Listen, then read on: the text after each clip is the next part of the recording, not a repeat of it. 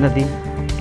और ये देखिए सब, ये कई सालों पहले जब यहाँ पर पुल का निर्माण हो रहा था तब ये उसी दौरान ये गिर गया था। ये सब भ्रष्टाचार का एक नतीजा है और भ्रष्टाचार का परिणाम। इतनी बदबू आ रही है कि यहाँ पर आप सांस भी नहीं ले सकते सही से। दोस्तों नमस्कार, मैं अंकित आप सभी लोगों का अपने YouTube चैनल पर स्वागत करता हूँ। मैं हूँ इस समय घैला पर। आज दिन है फ्राइडे 6 अगस्त 2021, सुबह का 6:30 बज रहा है। मैं हूँ गोमती नदी के पास और आप देख रहे हैं कि हमारे पीछे जो गोमती नदी तो नहीं लग रही है, बल्कि ये एक तालाब के रूप में लग रहा है, या एक तरह से बोलो कि खाली स्थान, जो ज़मीन। ये जो जलकुंभी है पारिस्थितिक तंत्र, यानी कि जल के पारिस्थितिक तंत्र के लिए खतरा है। यह जल में उपस्थित जो ऑक्सीजन होती है पूरी तरह से ख़त्म कर देती है और जो जल में उपस्थित जो जीव हैं उनके लिए एक खतरा उत्पन्न हो जाता है। उनको ऑक्सीजन की कमी होने लगती है और वो अपने अस्तित्व को खतरे से बचाने के लिए मजबूर हो जाते हैं। अगर जल से ऑक्सीजन ख़त्म कर दी जाए तो जल में जो जीव हैं उनके अस्तित्व को खतरा उत्पन्न हो जाता है। ये गोमती नदी फुलहर झील से निकलती है और कई शहरों से होते हुए लखनऊ और जा कर के गंगा नदी में मिल जाती है। और ये गोमती नदी लाखों लोगों का जीवन यापन करती है और ये गोमती नदी करोड़ों लोगों का प्यास बुझाती है।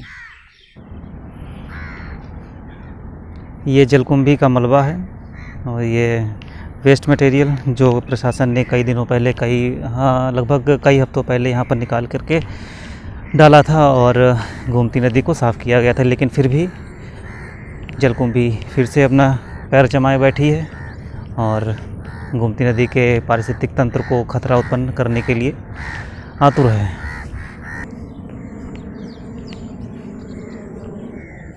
ये गोमती नदी पर कई सारे घाट हैं और जहाँ पर मंदिर बनाए गए हैं और एक आस्था का केंद्र भी बनी हुई है और लाखों लोगों को उनकी प्यास बुझाती है और उनके दैनिक जीवन में भी उपयोग में आती है। इसका पानी शहरों को सप्लाई किया जाता है और धीरे धीरे मानवीय क्रियाकलापों और उसके हस्तक्षेप के कारण आज गोमती नदी को उसके अस्तित्व पर खतरा मंडरा रहा है। और अभी हमने यहीं पर देखा कि एक भैंस, ये देखिए मरी पड़ी है, जो इसके पारिस्थितिक तंत्र को खतरा पहुंचा रही है। और ये एक किसी आदमी या किसी मानवों के द्वारा किया गया कुकृत्य है, जो कि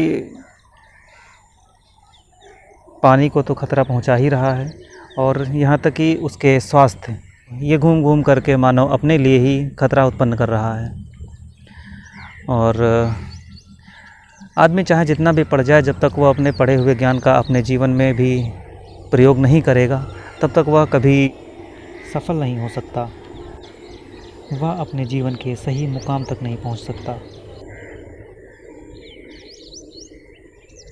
ये देखिए पूरी तरह सड़ चुका है और बहुत ही बदबू यहाँ पर रुका नहीं जा रहा। चलिए यहाँ से हटते हैं। लोगों ने बना रखा है घाट जहाँ पर लोग कपड़ा धोते हैं और नहाते हैं। और ये देखिए नदी का कटाव हुआ है और ये पुल है जिस पर वाहन आवागमन कर रहे हैं।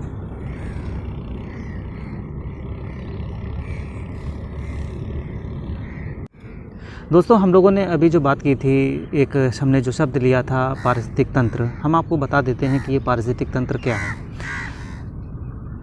पारिस्थितिक तंत्र में हमने बात की थी कि हवा, पानी, जैविक और अजैविक घटक की। जैसे जैविक घटकों में आ गए बैक्टीरिया हैं, पशु पक्षी, इंसान आदि, जिसमें जीवन है। और अगर हम लोग बात करें कि अजैविक घटकों में, तो उसमें नदी, हवा, पानी, पहाड़, भूमि, आकाश आदि, ये सब क्या हैं? अजैविक घटक हैं। तो पारिस्थितिक तंत्र एक ऐसा सिस्टम होता है कि जिसमें ये जितने जो सारे जो घटक हैं, जिनके जो एलिमेंट्स हैं, एक दूसरे से बहुत ही घनिष्ठ रूप से जुड़े होते हैं। अगर इसमें किसी एक भी घटक को हटा दिया जाए या उसको नुकसान पहुंचा दिया जाए तो सारे घटक तहस नहस हो जाएंगे। जैसे अगर हम लोग जो हमने घटक अगर हमने जिन घटकों का नाम लिया है, जैसे कि हवा, अगर हवा ना हो तो सारे जीवन समाप्त हो जाएगा। अगर पानी ना हो तो सारा जीवन समाप्त हो जाएगा। भूमि ना हो तो जीवन समाप्त हो जाएगा। और क्या लिए जैविक घटक में, जैसे पशु ना हो तो धीरे धीरे एक दूसरे पे जो निर्भरता है वो ख़त्म हो जाएगी और जीवन भी समाप्त हो जाएगा। पक्षी अगर ये ना हो तो ये एक तरह से पशु जो पक्षी हैं, जो जीवन या भूमि में उपस्थित या पर्यावरण में उपस्थित जो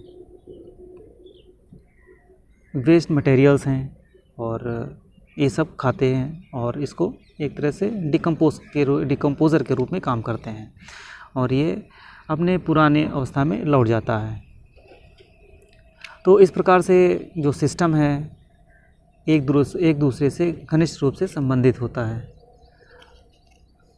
और अगर हम बात करेंगे अगले वीडियो में इकोलॉजी और इकोसिस्टम में के बारे में, और अगर हम इकोसिस्टम में जो शब्द लिया था इकोसिस्टम, तो जो सिस्टम है वो कई प्रकार से सिस्टम होता है। जैसे प्रशासनिक सिस्टम है और इकोसिस्टम हो गया, और जैसे वाटर सिस्टम है जो हमारे यहाँ सप्लाई, मान लो कि जैसे हमारे यहाँ घर पे सप्लाई होता है पानी का, ठीक है, तो उसमें कई सारे कर्मचारी जुड़े होते हैं और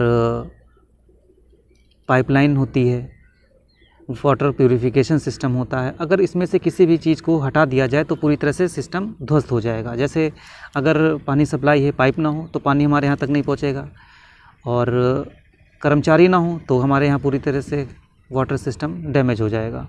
तो इस तरह से कई सारे सिस्टम होते हैं।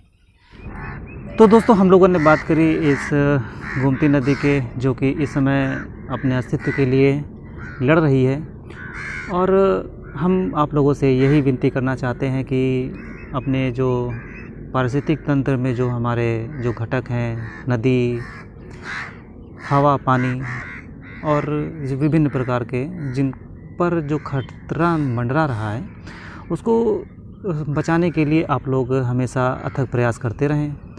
हम आशा करते हैं कि एक दिन ज़रूर ऐसा आएगा जब हमारा पर्यावरण पूरी तरह से स्वच्छ होगा और हमारा पारिस्थितिक तंत्र भी एक तरह से पूरी तरह से स्वच्छ होगा। अभी जैसे हम लोगों ने यहाँ पर देखा कि एक पशु जो भैंस है मरी पड़ी हुई है, वो इस जो पानी है, पानी को पूरी तरह से ख़राब करती है, और यहाँ तक कि जो हमारे यहाँ जीव हैं, जो हमारे यहाँ पानी में उपस्थित जीव हैं, उनको भी नुकसान पहुँचाएगी।